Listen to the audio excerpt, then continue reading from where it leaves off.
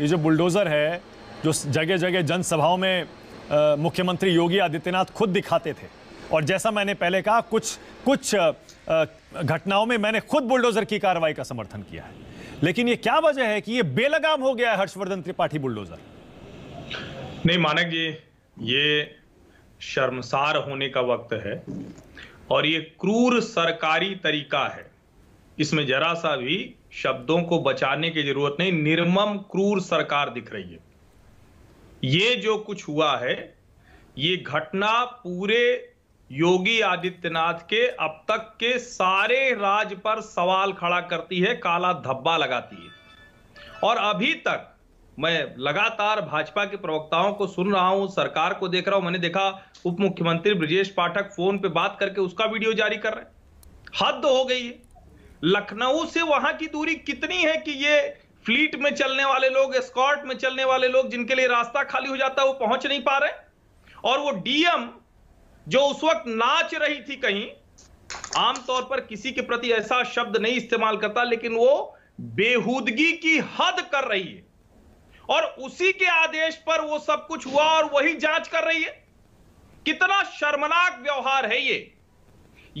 और मैं फिर से दोहरा रहा हूं कि बुलडोजर अगर किसी माफिया, किसी अपराधी, किसी के घर पर चलेगा तो मैं फिर से मानक गुप्ता के शो में आऊंगा और समर्थन करूंगा।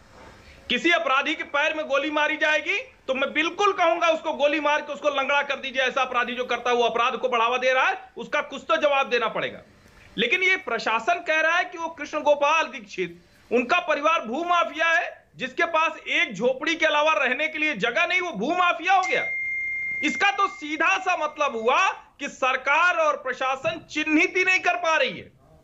और अगर आज ये बुलडोजर पर हम लोग चर्चा कर रहे हैं, जो एक पहचान बना, और इसमें कहीं कोई संदेह नहीं है कि इसी बुलडोजर की वजह से बहुत सी जगहों पर न्याय भी हुआ। आप कह सकते हैं कि वो अदालत में जाए या न जाए, लेकिन आज एक डीएम, वो डीएम अभी तक बनी हुई है, उसी डीएम के आदेश से कहा जा रहा है कि इसकी जांच कराएंगे। वो जांच कैसे ठीक हो पाएगी? और मुख्यमंत्री और उप मुख्यमंत्री, दोनों उप मुख्यमंत्री योगी आदित्यनाथ, केशव मौर्य और ब्रजेश पाठक, वो पहुंच नहीं पा रहे हैं वहां। इतना समय लगने लगा है और वहां से कह रहे हैं कि संवेदनशील सरकार है। ये कौन सी संवेदनशीलता है इसमें? ये शर्मनाक व्यवहार है। और अगर प्रतिष्ठा बचानी है तो सबसे पहले तो संवेदना दिखानी पड़ेगी।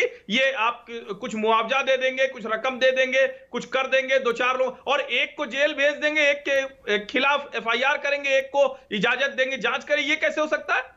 यानी लेखपाल और बुलडोजर का ड्राइवर वो जेल चला जाए, एसडीएम के खिलाफ कुछ और कर दीजिए, डीएम के ऊपर बढ़ते बढ़ते क्या अपराध कम होने लगता है क्या? ये तो बड़ा विचित्र सा व्यवहार है।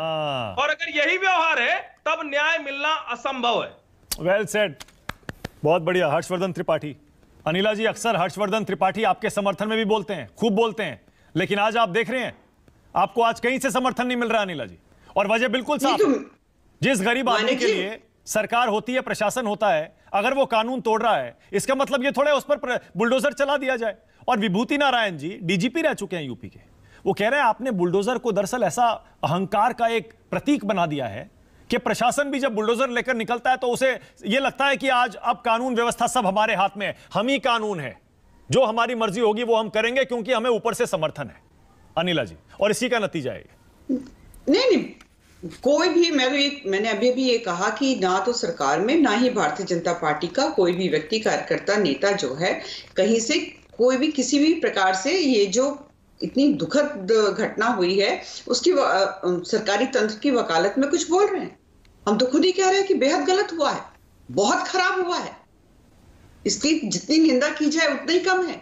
जान माल का नुकसान हुआ है, जो चले गए वो वापस नहीं आ सकते।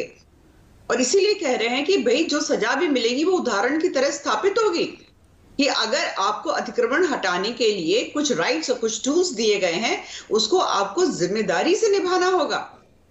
इस प्रकार का व्यवहार जो डिप्टी सीएम गए क्यों नहीं अभी तक, सीएम अभी तक गए क्यों नहीं वहां पर? इसका उत्तर मैं नहीं दे सकती हूं। मैं प्रवक्ता हूं, मैं पार्टी की लाइन को जानती हूं। किसका क्या कार्यक्रम है मैं उस पर उत्तर नहीं। अनिला जी, आप भी मां हैं, आप भी एक महिला हैं, वहां मां बेटी जिंदा जल गए अनिला जी, एक सरकारी बुलडोजर की वजह से। मैं चाहता हूं कि आज आप पार्टी प्रवक्ताओं का बंधन तोड़कर बोलिए और यह कहिए कि इस एसडीएम के खिलाफ कार्रवाई होनी चाहिए। जितने भी लोग शामिल हैं सब पर हत्या का मुकदमा चलना चाहिए।